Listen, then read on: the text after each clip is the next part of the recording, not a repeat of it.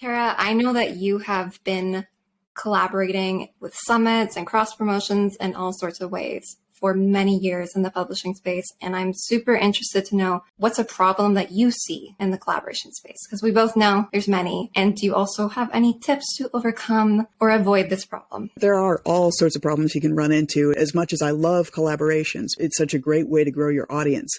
One of the biggest things that I see is people who contribute minimal effort but expect maximum results. Whether these are people that you're in a bundle with or doing a joint promotion with, they'll put their product in there and then they'll kind of sit back and let everybody else do the work of promoting it. That happens when you're using BookFunnel and doing book promotions. So there's just all sorts of different times that it happens. And I think that to be in the driver's seat as often as possible, I would much rather be the one coordinating it so that I can vet who else is in it with me, so that it can be people that I know will follow through on doing what, say they're going to do. It's a major problem. It really is. The whole point of this is we all benefit when we all participate. And if you don't participate, that you really shouldn't be benefiting from the work of everybody else.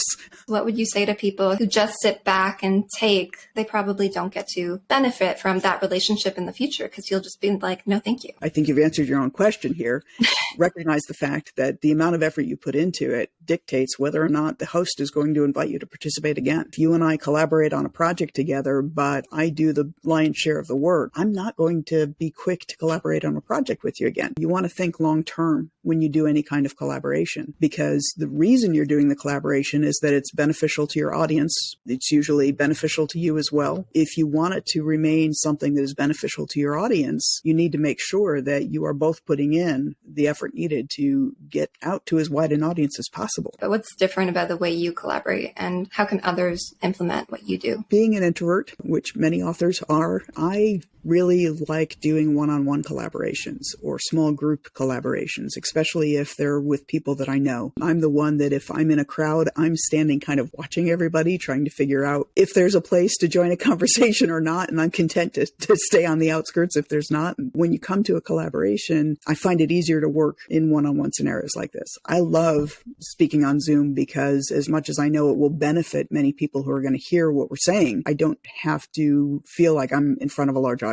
I do get a rise out of speaking in front of live, large audiences as well, but that always surprises me. The way that I do things is I will try and keep collaborations small and personal. Even with the summit that we do each year, we have 20 different speakers, but all of the activities that we do are one-on-one between me and each one of the speakers. And then we have a small group gathering that's for the speakers as well. After I've already spent time with each of these people and developed a relationship with each of these people, so I feel comfortable being around all of them at the same time. We do things differently in that sense, but from our standpoint, we're approaching that whole thing as a service-oriented thing, because we know that when we can bring together these people that are industry experts and influencers in their field and they're providing great content for our audience, then we're serving our audience well. And so it's always keeping that mindset in the back of my thinking that I'll step outside of my comfort zone a little bit here and be in front of the show, but I'm doing that because I'm trying to serve as many people as possible.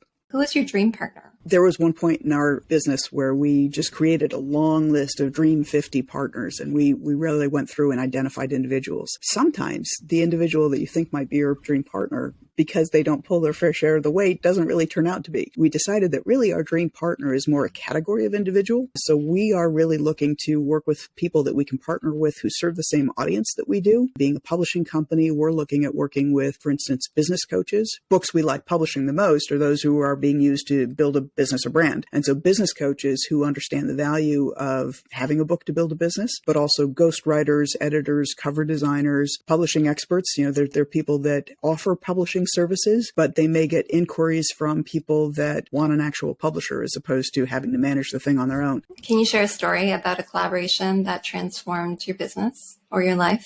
The collaboration with Mark. We started out in two separate businesses. I had a company at the time that was called Alaweb Social Marketing, where I was doing website design and social media training. He had Gerber Studio and was doing his own thing. And we met at a local Chamber of Commerce meeting. He reached out to me after the fact because he wanted to learn a little bit more about what authors were looking for in cover design, because he had worked in the industry early on and had done a lot of cover design and wasn't really enjoying what he was doing at that point in time. So we got together, and what was supposed supposed to be just, an hour networking meeting was a good 3 hours of us talking books. That turned into the best friendship that I've had ever, probably. And, eventually it took a long time for me to convince him to join me in a business venture because he was a little shy of doing that. It's been ideal for both of us in a lot of ways because we each have a skill set that the other doesn't have. We spend a lot of time discussing what we want our business to look like. Where do we want to go with it? Who do we want to be serving? What do we think that, we want to accomplish in the next year, and how will we do that? And it is so nice to have somebody to talk those things through with. I refer to myself at this point as a recovering serial entrepreneur. Having started my first business at 19, I've had quite a few over the years, but I always had them on my own. And I never had that sounding board of somebody else to shape this vision and these dreams with. And it's really nice having somebody you can dream with. I would say Marcus, his business partner, is the best collaboration story for me. Even when things aren't going well, to have somebody that you don't feel like it's solely on you to solve everything. When I was a solopreneur, if something wasn't going well, the only person I could look to fix it was me. I got myself there in the first place.